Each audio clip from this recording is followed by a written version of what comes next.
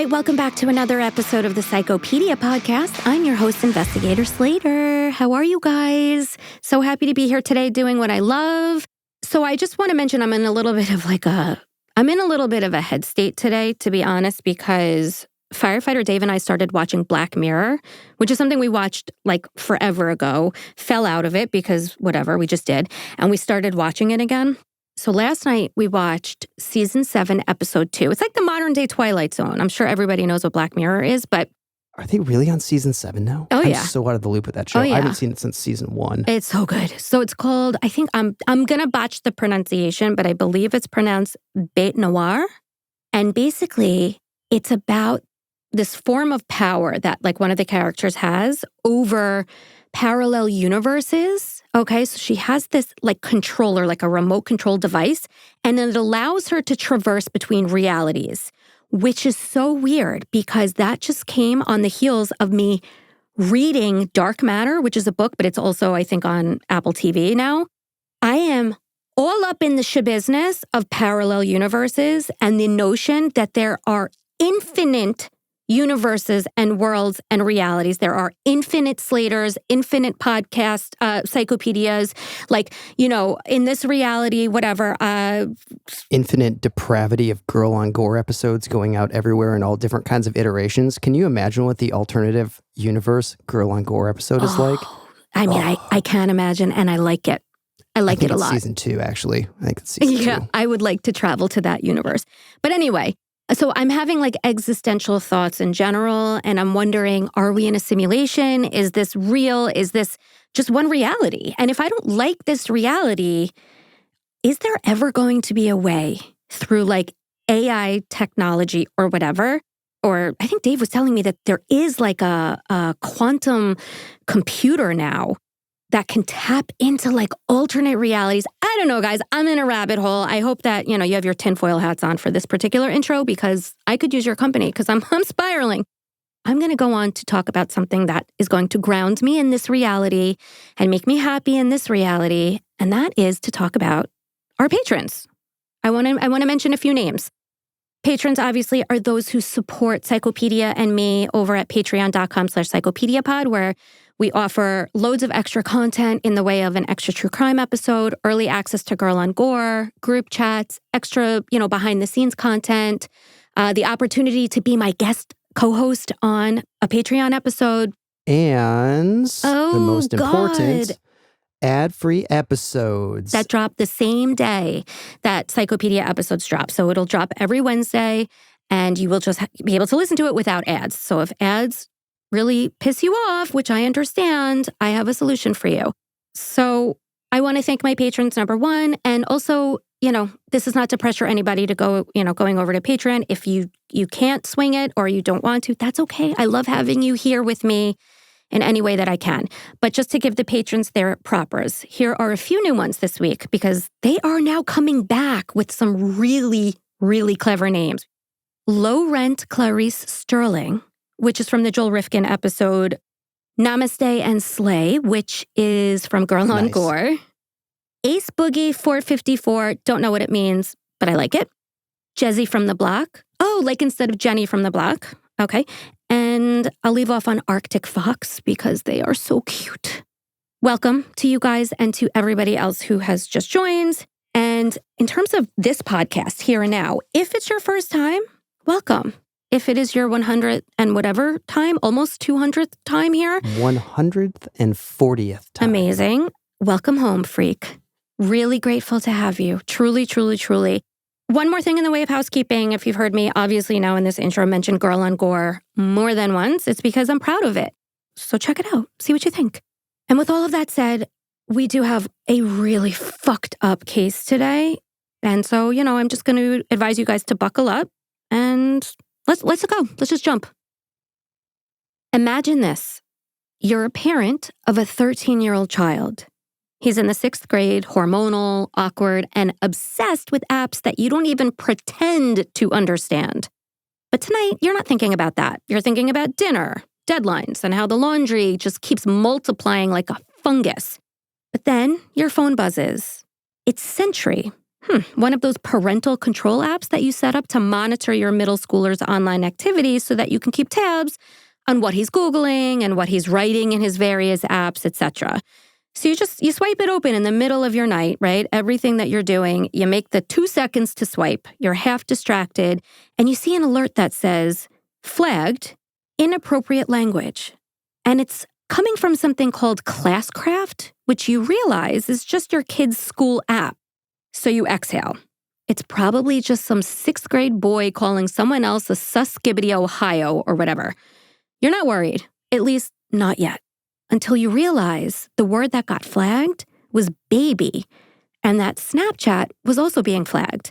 And you think, all right, that's odd. So out of curiosity, you click through, a message thread opens, and your child's name is in one column. And in the other is a username, innocuous professional, because you see that the name is his teacher's name, Mrs. Zamora. But that's when the air changes and something in your gut goes cold.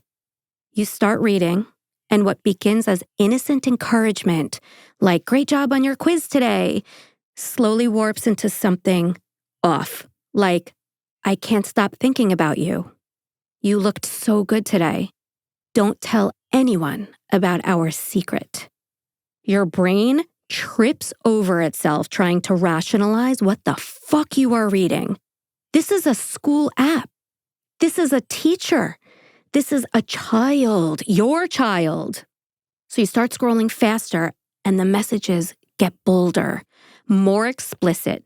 Now, Mrs. Zamora is asking to see your son again, and she's describing things that no teacher should ever say to a student. You feel your stomach twist and your hands shake, and you read it again and again and again because some part of you still does not believe it. But the messages do not lie. And the predator you are realizing isn't some anonymous stranger hiding behind a burner account or a pedophile in a windowless van. It is your son's teacher, a trusted educator, a 27-year-old married woman, the literal former teacher of the year, smiling in her faculty photo on the school website like she spends her weekends knitting and praying. And this is when the bottom falls out. The moment every parent fears and few ever truly see coming, when you realize that your child is being groomed. Not by a faceless predator, but by a young woman in a sundress with a teaching license and a very twisted agenda. A woman in a position of trust who weaponized her authority and violated your child. The only question now was how far did the abuse go? And I will warn you that once I tell you how far this went and who else had a front row seat, your stomach's gonna do Olympic-level backflips in a pool of bile. Because this is the case of 6th grade teacher and pedophile, Mrs. Brittany Zamora, aka the Preteen Predator. First, I'd like to note that I will be referring to the survivor in this case as Boy A in order to protect his identity and privacy since he was just a minor when all of this happened. I know his name, I've heard it used before, and I'm just not down with it. I also want to begin basically where it all started, which was on this seemingly harmless school app that became the gateway for grooming called Classcraft. Classcraft is basically Dungeons & Dragons meets homeroom. All right, it's a gamified learning platform that transforms classrooms into role-playing adventures, complete with experience points or XP, custom avatars, and level ups. Students earn rewards for good behavior and for completing assignments, while teachers run the show from a central dashboard where they can assign quests, track progress, and even manage classroom behavior like they're the game master. So it's like virtual school, but with boss battles and group challenges. According to Boy A's forensic interview with police, it all began with a seemingly innocent classroom announcement made in December of 2017. His 27-year-old teacher, Mrs. Brittany Zamora of Goodyear, Arizona, told her 6th grade students at Las Brisas Academy Elementary School that she wouldn't be in class the next day, and that if they wanted to keep her company while she was out, they could message her through the Classcraft app because she'd be quote-unquote bored. So, 13-year-old boy A did exactly that.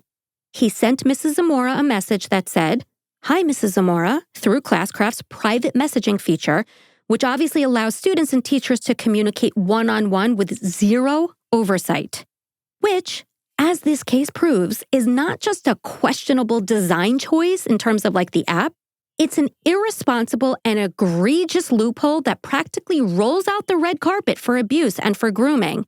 And it sucks to have to think that way, but here we are. Did you find if they've changed how this thing is implemented since this case broke?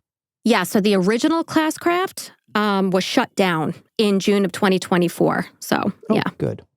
Now, the grooming didn't start with the private messages. That was just the escalation.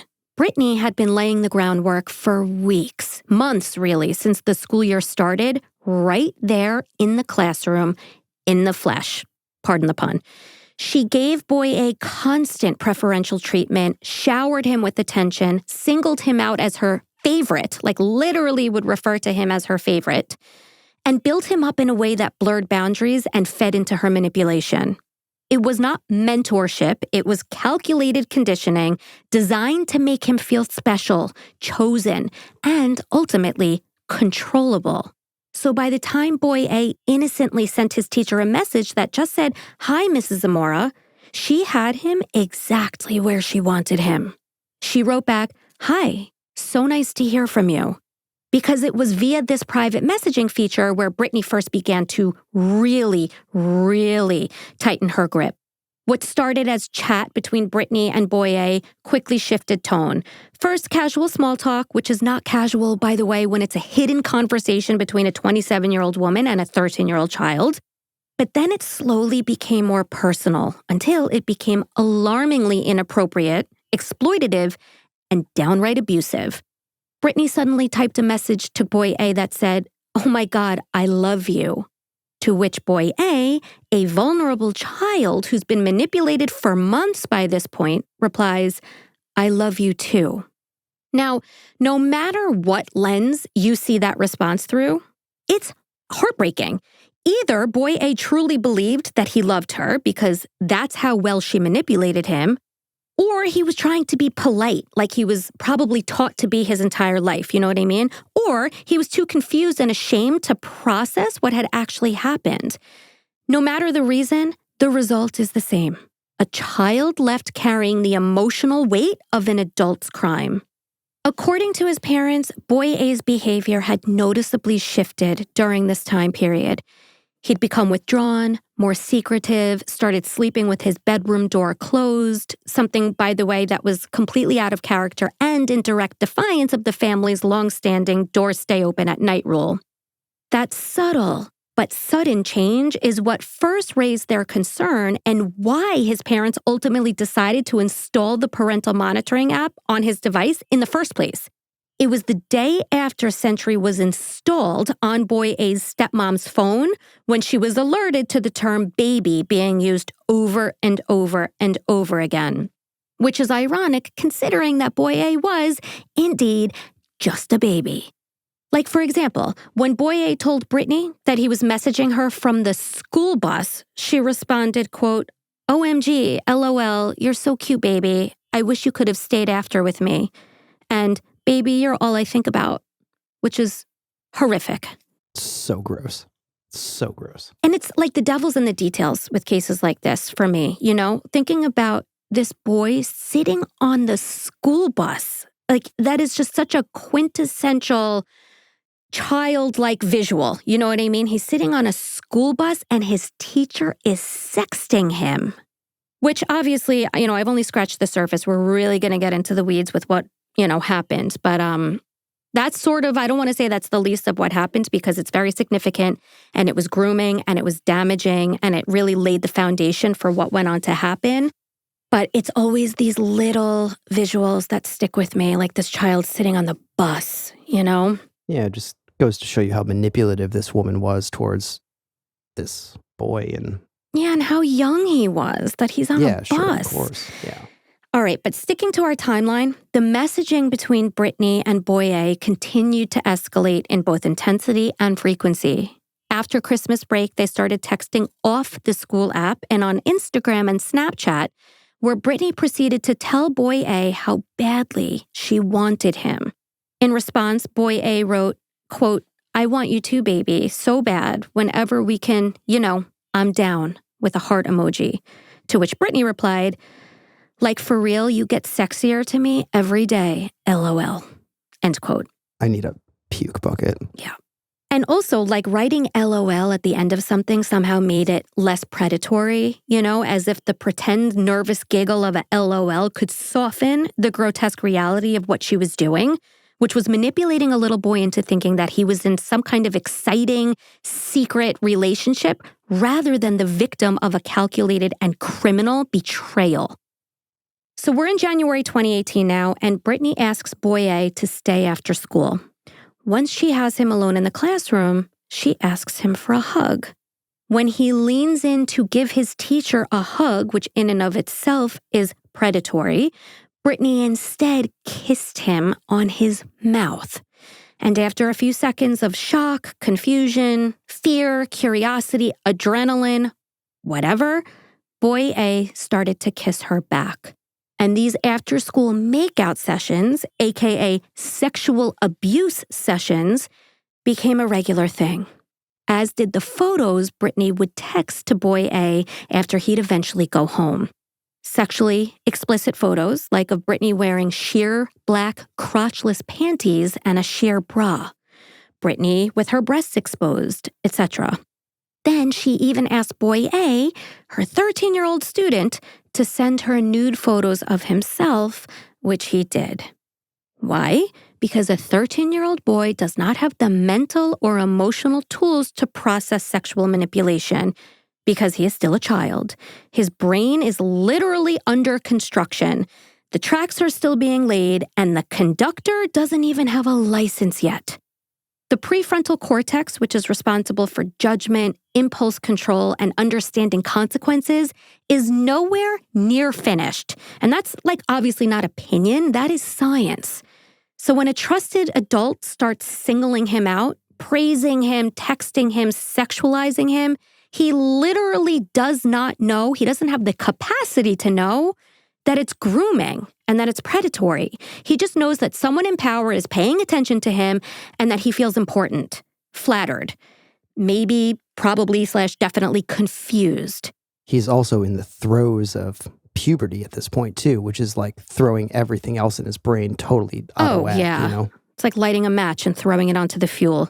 Yeah, absolutely. He just has not lived enough of life to decode the warning signs. This is a kid still learning how to study for a fucking math test, still figuring out how to talk to girls his own age, still asking for permission to play outside. And now he's being dragged into a situation that requires the emotional intelligence of a seasoned adult to recognize, let alone escape from.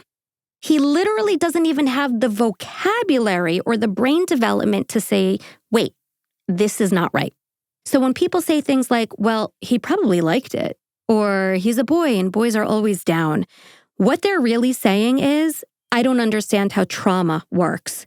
Because boys, newsflash, can be victims too. Boys can be groomed, coerced, psychologically manipulated, and deeply scarred. And the tragedy is, they often don't even know that they were abused until years later when the damage has already been done. So I work with adult survivors, right? Grown men who were targeted in childhood by coaches, priests, Boy Scout leaders, mentors, and decades later, they are still carrying the weight of confusion, shame, and shattered trust.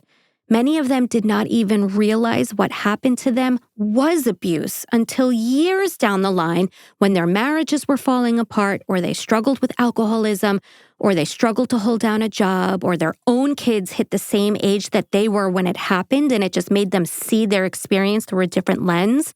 That's when the trauma starts to roar. I've never understood where that double standard really comes from for abuse towards young boys versus abuse towards young girls. If you took the gender roles and reversed them in this case, there would be pitchforks on the streets. If it was a 27-year-old man manipulating a 13-year-old girl, it'd be everything burning down everywhere. And this is like, I don't know, boys will be boys kind of stuff. And 100%. And everything is impacted by that imbalance, that skewed, approach to victimology, from the laws, from sentencing, from, society's perceptions. Like, I can't even tell you how many times working with survivors, they said to me that they thought at an early age that maybe they were gay, like they were confused about their sexuality, because if it was a man, they were enjoying it. If it was a woman and they weren't enjoying it, right? They were feeling shame, guilt, confusion. Am I gay? Is that why I'm not enjoying this? Like, it's just this expectation that boys are sexual, and you pat them on the back instead of protecting them. Like, good job. Yeah, you give them a gold star. It's like, oh, this is like what the fantasy is, right? It's like, no, absolutely not. It's still absolutely disgusting manipulation by an adult figure of authority in their life. And like, speaking of fantasy, that is like a part of this too. Like, the amount of pornography centering on like the teacher, like, and being hot for teacher and all of that. I mean, this all plays into why boys are just not perceived in the same way that girls are when it comes to sexual abuse, and it is so wrong. I mean, do you know what the most popular search terms are on Pornhub? I think it's stepmom. Yeah. It's like stepmom, stepsister, incest. Like, right. I think it varies state to state, but it's something of that nature is the most popular terms, which is like gross. So boy A spends all day in the classroom with Mrs. Zamora being groomed, stays after school where she sexually abuses him inside the classroom at his school, which we will go on to hear about, and then is asked to send and receive incessant, explicit photographs from her once he gets back home. This child had absolutely no escape from this woman. She was embedded in every part of his daily life: his classroom, his schedule, his phone, his home time, his school bus time. She controlled the tone of his day, dictated how he was seen by his peers, right? Because she made him her favorite, and intruded into his home life through constant messages and surveillance masked as affection. There was nowhere he could go, physically or emotionally, where she hadn't already laid claim. Because grooming isn't always loud, and this is something that's important to acknowledge too. It's insidious. It's a slow erosion of boundaries disguised as special treatment, attention, trust. She did not just cross a line. She bulldozed every wall meant to protect him and called it love. He wasn't just isolated, he was literally trapped, not by ropes or chains, but by a power imbalance so staggering, so suffocating, that escape, if that even crossed his confused mind, wouldn't have even felt like an option. Hey, Slater, what was the episode that we covered? It was a similar situation, and they ended up getting married. That was Mary Catherine Letourneau was the teacher's name. Right. That case was wild. We'll link it in the show notes. That was horrible. He went on to marry her. I mean, it's wild. That's a wild case. You guys should check it out. So the survivors that I work with, like I said, they were usually, in the context of what we do at my family's law firm, were sexually abused by priests or Boy Scout leaders, teachers, mentors, coaches, right? People always pretty much in authoritative positions. And they knew that without question, the children that they were targeting to prey upon would not tell anyone. A lot of times the children that were targeted came from broken homes, which these predators capitalized on, had learning difficulties, which these predators capitalized on. The irrevocable harm done, and that's not to say that survivors don't go on to live beautiful, fulfilled lives. Of course, many of them do. But I'm talking about my experience with the survivors that I'm working with who all these years later are coming forward seeking justice. They didn't just come away with scars. They came away with shattered realities, lifetimes of shame, of repressed memories, of relationships sabotaged by trust issues that they couldn't always name. Many of them grew up believing that they were the ones who had done something wrong, that it was somehow their fault. And by the time they finally spoke up, if they ever did, but in the context of our clients, those who spoke up, the damage was so deeply rooted in their bodies, in their self-worth, in their ability to feel safe anywhere. And that's why it makes me absolutely fucking feral when people downplay the abuse of a child or any child or a boy, right? Just because the perpetrator was a woman or because the victim was a boy. Trauma does not care about gender. Grooming does not discriminate. And silence, that is what predators count on. Question. Maybe this is going to end up off the record. But was your family's law firm involved in the period of time where survivors could file claims if they were outside of the statute of limitations? Yes, the Child Victims Act, that's exactly the law that enabled so many survivors of past abuse to come forward. It didn't matter how long ago it happened. It didn't matter if they could identify their abuser or if their abuser was still alive. That small window of time that opened enabled them to come forward in civilly. There's also the Adult Survivors Act in New York, which, allowed individuals who were sexually abused as adults at any point in their life. It could have been 20 years ago, 30 years ago. They had a very small window of time in which they could come forward and seek justice because trauma takes time. Like, victims are not always able to run up to the front line and announce their trauma. Sometimes it takes a long time, or in this case, the point I'm trying to make here, sometimes survivors don't even realize that what they experienced was abuse. Some of the other text messages between Mrs. Zamora and Boy A, which, by the way, I realize I'm going back and forth between calling her Mrs. Zamora and Brittany, but I do want to highlight that she was his fucking teacher. So I'm going to do that by saying Mrs. Zamora. Some of their text message included Mrs. Zamora telling this child that she would be his wife one day, or Mrs. Zamora telling him, quote, "I'll give you whatever you want, baby." As she's fucking married. She is married. I mean, not now, but when this was happening, she was. She also told Boy A that he had, quote, "big stuff that she wanted to put into her mouth." I cannot. Brittany would have Boy A come stand behind her desk, and because he was a child and not that tall, no one would see when Brittany would fondle his genitals behind her desk or pretend to drop something while he was standing there, so she'd be on her knees behind her desk, eye level / mouth level with this child's genitalia. And all of the other students in the classroom, by the way, they'd be present while this was happening, which Brittany probably considered to be the cherry on top. This woman's disgusting. By early February, Brittany's behavior began to change as she'd become extremely controlling of Boy A by this point, because that is exactly how grooming operates. It starts with love bombing, and then it slowly morphs into manipulation, abuse, and control, like I have you in a chokehold control. What begins as flattery and "you're so special" and "you're my favorite student" quickly turns into emotional coercion, secrecy, and power plays. Textbook predatory behavior. Now, Boy A had a crush on a girl in his class, right? A child his age. But Brittany was too jealous and too controlling to allow that to happen. She forbade Boy A from talking to this other child, from sitting near her, or from even looking at her. Brittany even threatened to have other little girls in the class beat up the girl that Boy A had a crush on if he didn't quash his interest in her. At this point, rumors started swirling around school that Mrs. Zamora and Boy A were quote-unquote dating. Though, to be fair, calling them rumors isn't exactly like an accurate term, because they were less whispers and more disturbingly astute observations from other kids who were picking up on what the adults were obviously refusing to see. So the kids started saying that Mrs. Zamora and Boy A were having sex. Pop quiz. Please get me out of this headspace. It gets bad. What happened next? A, Mrs. Zamora found out that she was pregnant. B, some of the students voiced their concerns to the school principal.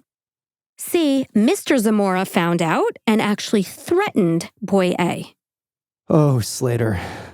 These are all. I want it to be B, but I'm pretty confident that it's probably not B. I'm going to guess C because that's, I think, the most horrendous thing. Man, you may need to learn when to go with your gut. The answer is B. Really? Yes. Shocking. Some of the students actually went to the school principal, which I'm going to detail for you, to tell him, hey, I think something fucking shady is going on. Or not even, they weren't even vague about it. Good for them. 100% good for them. Like, these children nothing but praise. That must have taken for a real. lot of courage to be able to approach the principal. And then speak out against somebody who's in another position of authority. Exactly. And to have the words leave your mouth, sex or flirting or whatever, that must have been so uncomfortable for these children, and good for them for stepping outside their comfort zone and doing what was right. But I want to talk about now where institutional liability becomes a legal landmine and also obviously a moral disgrace. The school principal, whose name was Tim Dickey, because of course that was his name, was alerted, okay? According to police documents, Dickey received notes from 3 female students on February 7th, 2018, who voiced their concerns about quote-unquote issues and a possible relationship, which I hate using that fucking word because there's no relationship happening, but if the children use that word, then of course I understand why, between a child in their class and their teacher. Dickey admitted that he, quote-unquote, made a mistake by not following up with those students because instead he followed up with just one of them and then decided not to report their accusations to child services, but rather just to speak to Mrs. Zamora's students about the dangers of spreading rumors. Get out of here. That was the course of action he took. What's even worse is that Dickey never even informed boy A's parents about any of these rumors or concerns because he didn't want to, and this is a quote, blow it up and make it more than it really was. So there was no immediate investigation, no call to authorities, no protective action taken for the safety of the student. Just a whole lot of bureaucratic shrugging and silence so loud that it might as well have been complicity. Because when a school chooses to prioritize its reputation over the safety of a child, that's not just negligence, that's enabling. And the fallout, that's on them. That is so fucking on them too. Slater, do you know if in the state of Arizona there is a legal requirement for school faculty members to actually make reports? Yeah, there is. It's a good question. We come to that later on here in the episode. And I'll just tell you now, but then we'll circle back in more detail. But yes, Sure, there please. professionals are obligated to report sort of anything that they believe to be a credible concern. Sure. Where it gets murky is that Principal Dickey didn't feel it was a credible concern, which is why he didn't report it. So again, just to bring it back to my professional work, because this is the space in which I work. So, I can't help but sort of circle back to what I know and what I've dedicated my professional life to. Institutional liability is exactly why the perpetrator is not the only one typically held accountable. If the abuser was a priest and the abuse occurred on church grounds, then the church is liable as well. The Boy Scouts case that I oversaw, the statute of limitations had expired for many of the individual perpetrators, meaning they couldn't be criminally prosecuted, but the organization, Boy Scouts of America, was still on the hook. Why? Because in that case, they knew. They literally had internal files that they refer to as the perversion files, which documented decades of abuse, and they still chose to protect their brand over the boys' safety. And similar to what we saw in cases that we, ran with abuse in churches, rather than going to law enforcement about these, perpetrators or these allegations, rather than firing them, these big institutional giants just moved them to other churches or into other Boy Scouts troops. It's like out of sight, out of mind. Just continually shuffled them around. I mean, that was like one of our super early cases where, it was the chicken head episode where the priest got shuffled around from Germany to the States and then ended up murdering somebody because they were just like, oh, no, move him over here. He'll be, out of sight, out of mind. So again, in the case of BSA, Boy Scouts of America, even if the actual abuser couldn't be charged, the institution that enabled that abuser ignored him or just shuffled him to a new troop, they could still be civilly liable, and they were, to the tune of billions. Because when you prioritize image over innocence, you do not just lose your reputation, you lose everything, as you should. Now, the Boy Scouts of America is still operating. And part of the negotiations, I'll just mention, because my brother was a huge advocate and lead negotiator in this case. One of the reasons why Boy Scouts still has their doors open is because there are so many more safety measures now in place to protect the children. The children don't have the literal brain development to understand warning signs, nor do they have the vocabulary to articulate warning signs or a gut feeling or whatever. And that is why, like, above all else, you fucking people like Principal Dickey, above all else, should come a child's safety. That you take the next step. Even if you think there's no credibility to it, you take the next fucking step.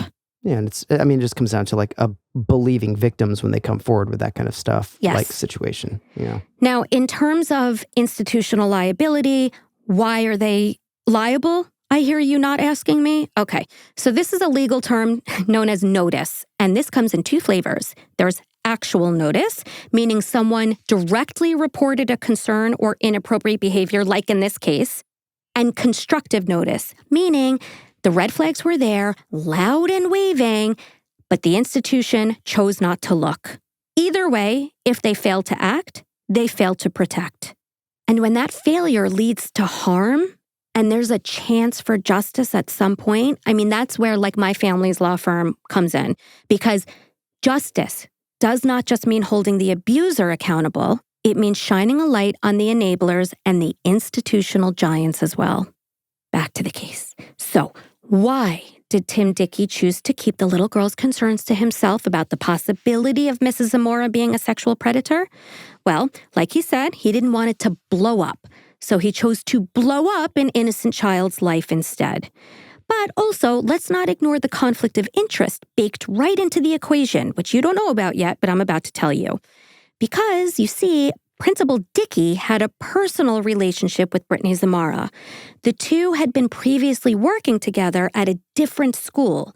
In fact, when he was named principal of Las Brisas Academy, Brittany was the very first hire that he made. So when concerns arose, legitimate, gut-wrenching concerns voiced by students, he didn't do what policy demands or what ethics require or what basic human decency should have compelled him to do. Instead, he protected her, his friend. He gambled a child's safety to preserve a professional connection, a reputation, and a friendship. And in doing so, he didn't just fail to prevent abuse, he helped to enable it. And he allowed Brittany to drag other children into her depravity as well. Enter 11-year-old Boy B. Boy B was another child manipulated into playing a very calculated role in Brittany Zamora's twisted abusive scheme because he was coerced into acting as the lookout for Brittany and Boy A, posted like a sentry by the classroom door while abuse unfolded just feet away. Boy B later stated, quote, "They were just doing it. It was very uncomfortable. So that's why the second day they were doing stuff, I just left the room." End quote. It's disgusting. Brittany also began asking Boy B very inappropriate questions, like whether or not his penis was circumcised. When he replied that he didn't even know what that meant, bless his 13-year-old heart, Brittany proceeded to take out her phone to show him pictures of various penises that were uncircumcised. Also, Boy B was not 13, he was 11. During Boy B's forensic interview later on, you realize just how young these children really are, because he can't even say the word penis during the interview.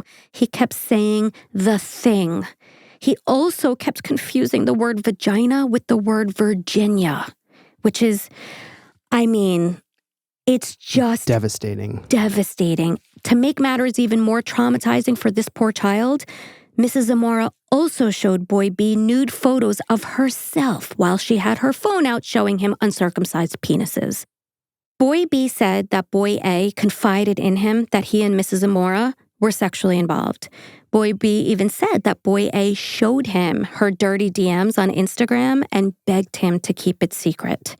So Boy B, at this point, is really, really caught in their web. Brittany now was getting bolder as time went on. One night while she and Boy A were texting, she indicated that she wanted to see him.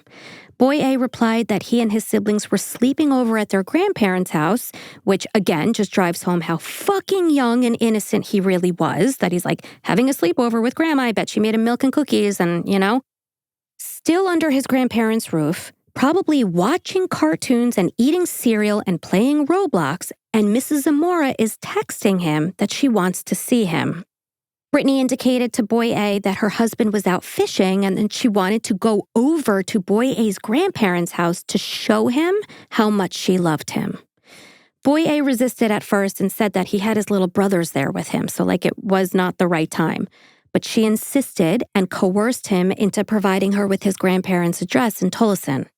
Boy A snuck out of his grandparents' house and met Mrs. Zamora in her car, where she proceeded to perform oral sex on him / sexually abuse him. According to Boy A, she stopped only when her husband texted her. But 24 hours later, it happened again, as did sexual intercourse. Boy A later told police that Mrs. Zamora just kept telling him to relax during the assault. Now, I just want to take a second here to discuss terminology with respect to the word rape. Legally and socially, this is a little bit complex and controversial. It shouldn't be, but it is, so I'm going to address it.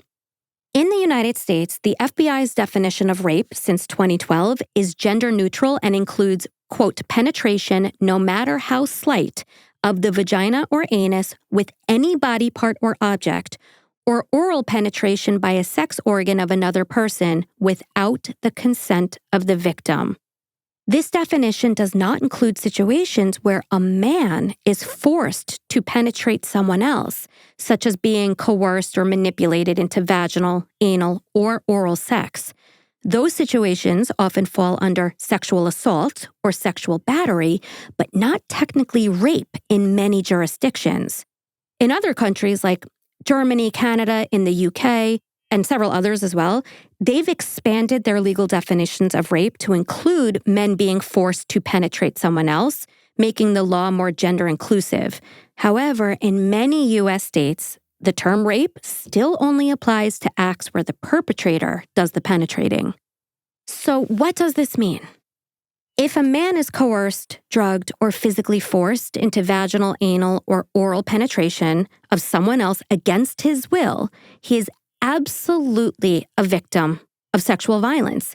And in my opinion, rape. It might not legally be defined as rape, which affects how it's prosecuted and perceived. And that's why it's problematic not to get your terminology right, My personal 2 cents is this. While it might not always be called rape, it absolutely is rape in every moral, ethical, and psychological sense. Pop quiz. What percentage of men have reported being forced to penetrate someone else? A, 0.5%, B, 4.8%, C, 9.1%. I feel like 0.5 is too low and 9.1 is too high. So I'm going to go with B, 4.8. You are correct. That was very Goldilocks of you. Yes, 4.8%. Mrs. Zamora forced Boy A to penetrate her at least 2 more times in the classroom on February 16th and 17th. There was another assault on school campus as well following a school talent show. According to detectives who eventually spoke with Boy A's parents, there were at least 4 instances of forced intercourse, documents say. In addition, Brittany fondled Boy A in the back of the classroom while the other students were there in the same room watching an educational video called CNN 10. On another occasion, after class, Mrs. Zamora forced Boy B to guard the door before asking Boy A if he wanted to, quote-unquote, go in. She then proceeded to move her underwear over to the side so that Boy A could insert his finger into her vagina. And this type of abuse went on until March 2018, until that fateful day when Boy A's stepmom, Maria, received an alert on her parental monitoring app that the word baby was being used repeatedly on various platforms. Following that chilling discovery, Boy A's parents then called Principal Dickey to inform him that he had a fucking sexual predator on his staff. Not a bestie, not teacher of the year, not your first hire, a fucking sexual predator. Then, Only when the parents showed the evidence under his nose, screenshots and all, and he had no other way to squirm out of it, only then did Principal Dickey finally report the abuse to police. Not out of urgency, not out of true concern, but because his back was against the wall and the cover-up had run out of runway. After Boy A's parents reported the abuse to Dickey, what happened next? Pop quiz. A, Brittany tried to flee to Mexico with nothing but her passport and her chihuahua. B, Brittany claimed that Boy A attacked her and showed them cuts and bruises all over her body. C, Brittany and her husband called Boy A's parents to try to convince them not to go to the police. Well, she's so arrogant and so out in the open about it that I don't think that it's A, because I don't believe that she ever thought that she'd actually get into trouble for it. B, I don't think so. I'm going to go with C. Yeah, you are correct. Well done, C. And you are correct to say that she is arrogant and she never thought she'd get caught. You know what I mean? Of course, she's doing it openly in public in front of the other students. There's no second thought of like, oh, maybe this is bad. It's just like, I can get away with anything I want to do. A part of me almost wonders if Mrs. Zamora or people like her do things out in the open because they want to get caught, that there's a part of them that has a psychological unraveling going on. They are in, a bad way. And I'm not giving them a pass, by the way. I'm just like talking out loud. No, absolutely not. I have to wonder, because you're so fucking blatant. You're on Instagram. You're on the school app. Like, don't you? I mean, nobody was monitoring it. So I guess, she was correct. But like, wouldn't you assume that somebody had eyes somewhere? So the fact that she did it anyway, I almost wonder if she was looking to get caught. I don't think so, because that almost requires a level of self-awareness that you have a problem, and right. I don't... Or on a subconscious level, wanting to get caught. You know what I mean? Maybe. I think it's just pure voyeuristic rush, because she seems like a complete and utter sexual deviant that is just totally getting off in the situation. Mm-hmm. Now, there is actual footage of the conversation between Brittany and her husband, Daniel, and Boy A's dad, John, because John recorded the conversation. And I've seen this footage. John is understandably emotionally charged, to say the least, and he begins the conversation with Brittany by asking, quote, "What kind of fucking perverted person are you? I want to know right now. You are a fucking monster. You are a pedophile. You are a child molester. Do you understand me?" To which Brittany asks, "Why do you say that?" Sorry, I tried to sound like a dick there. Why do you fucking say that? Well, John's response is, chef's kiss. He goes on to say, "Oh, bitch, see, I'm a lot smarter than you. I got you. I want you to know that right now, I got you. Do not call this number again. The next time you hear from me will be in court. I am coming for you."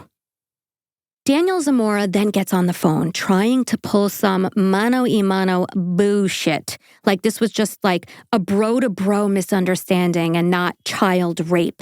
Now, maybe he didn't know the full extent of what his wife had done. Maybe he didn't know anything, and he was just as blindsided as Boy A's parents. But the second he tried to talk John out of going to the cops, game over. That's not being a supportive husband. That's accessory mode activated. He goes on to tell John, quote, "It's the worst for me. I'm pretty much throwing up. She's confided in me and just now told me all the truth. And man, I'm shaking." Like he's trying to say, I'm a victim in this too. But also, he's trying to say, let's keep this under wraps. To me, it reeked of performance and self-preservation. Like literally, Daniel Zamora practiced in front of his mirror before getting on the phone. He told John that, quote, "God preaches forgiveness." Now, both Brittany and Daniel asked John if the situation could be settled outside of court, to which John replied sarcastically, quote, and I love this, he goes, oh yeah, that's what we can do. So I can give you the chance to do it to some other kid. Yep, that's exactly what we're gonna do. No, end quote. Meanwhile, while Brittany was speaking with Boy A's distraught father, John, before her husband Daniel got home and joined the call as well, Daniel was texting his wife, Brittany, and coaching her on how to behave. advising her to cry and to sound apologetic and to not say anything incriminating. Then once Daniel got home, that's when he took the phone and got on the call with John himself. In any event, that conversation finally ended when John told Daniel never to call him back and that everyone would soon find out what a sick bitch his wife is. He literally just lost all plausible deniability by doing that, yeah. The following morning at 6:30 a.m., police arrived at Boy A's home to collect all of his devices to place into evidence. Then, 2 officers met with his parents and Tim Dickey at school.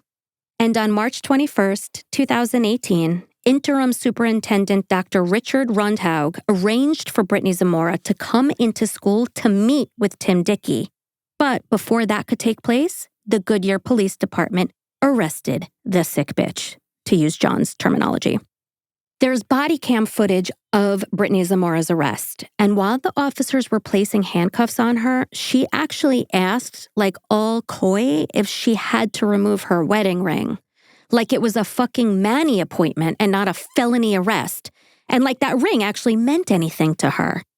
Inside her desk at school, Post-it notes were discovered that were written to and for Boy A, as well as notes that he had written to her that she saved.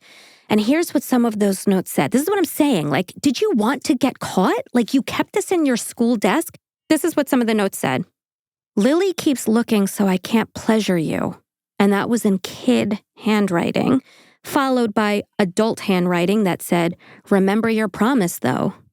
And then it went on to say all these little Post-it notes. I'll give it to you. Bend over for me, baby. 5 times 15 equals let me fuck. You look tasty. Booty on fleek. You are hot as fuck, so can I smash? Heart emoji. You are beautiful. You are my one and only. And let me taste you, baby. So, what kind of person preys upon a child like this?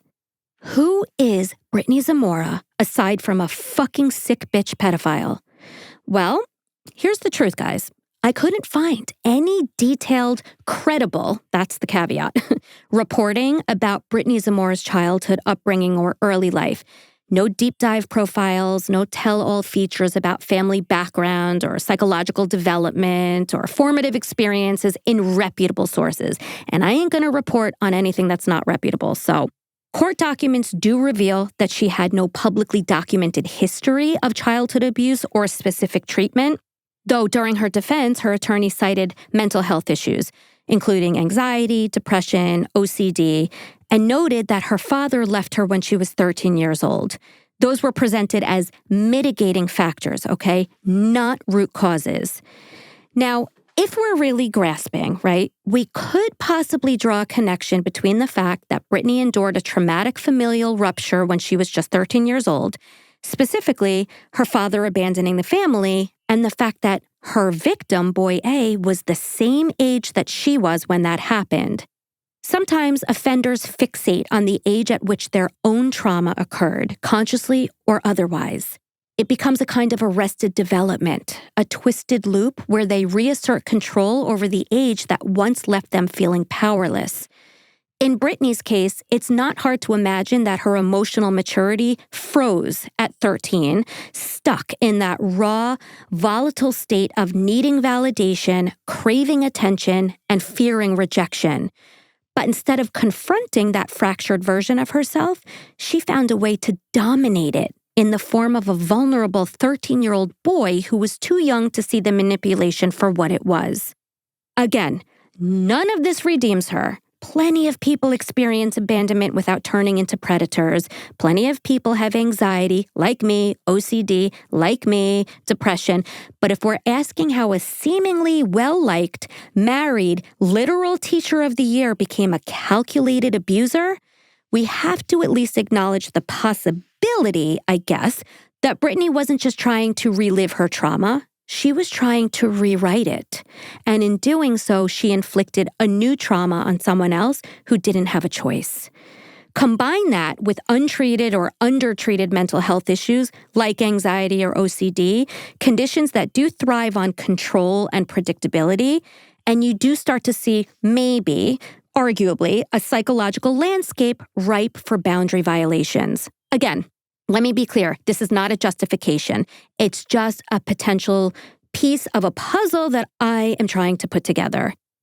Brittany Zamora was not a victim of childhood abuse herself, at least not according to the available records, as I indicated.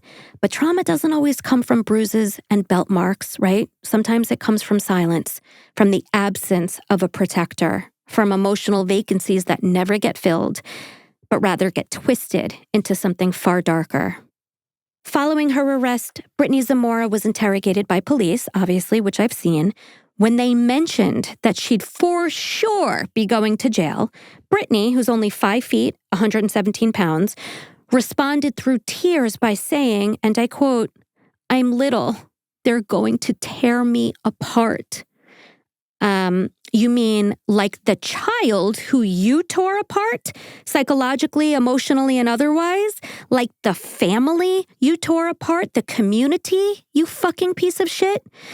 In the end, Brittany Zamora pleaded guilty in 2019 to sexual conduct with a minor, attempted molestation of a child, and public sexual indecency.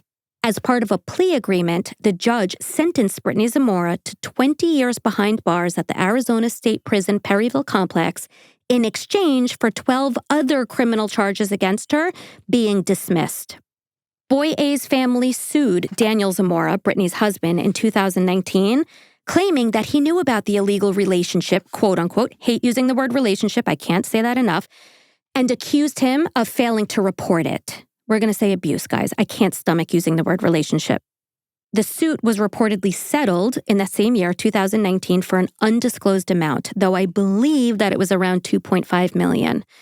They also filed a formal notice of claim against the Liberty Elementary School District, alleging that Principal Dickey knew about the rumors in early February 2018 and failed to report them to authorities. That notice gave the district, so a notice of claims is when you basically file a document with the court saying, hey, I'm about to drop this lawsuit. Okay, it's called a notice of claims. That notice gave the district 60 days to respond. And if they didn't, Boy A's parents could then formally sue or had the intention to formally sue. It's like they were laying their cards out, like this is what we're about to do. It's unclear if a full lawsuit was ultimately filed or settled out of court, but chances are it was settled out of court. Here's where it gets tricky, although it's really not. Arizona law makes it crystal clear, okay? If you are a school employee and you develop a reasonable belief that a child is being abused, you are legally obligated to report it to DCS or law enforcement. As it should be. Correct.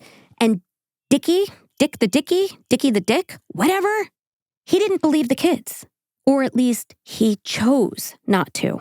So he didn't file a report, didn't flag the behavior, didn't even escalate the concerns beyond a closed-door chit-chat with Brittany. So did he break the law? Technically, that depends on whether his failure to act constitutes a violation of Arizona's mandated reporter statute. But morally, ethically, in terms of basic human decency and professional responsibility, abso-fucking-lutely. I mean, to not even ask a fucking question. You know what I mean? Like, oh, God. I mean, the negligence is staggering. Now, I want to circle back to Brittany's sentence here because she received the lowest sentence possible for the crimes of which she was accused and convicted. The maximum possible sentence was 44 years. The judge pointed to her lack of criminal history and the fact that screenings indicate that she is unlikely to reoffend.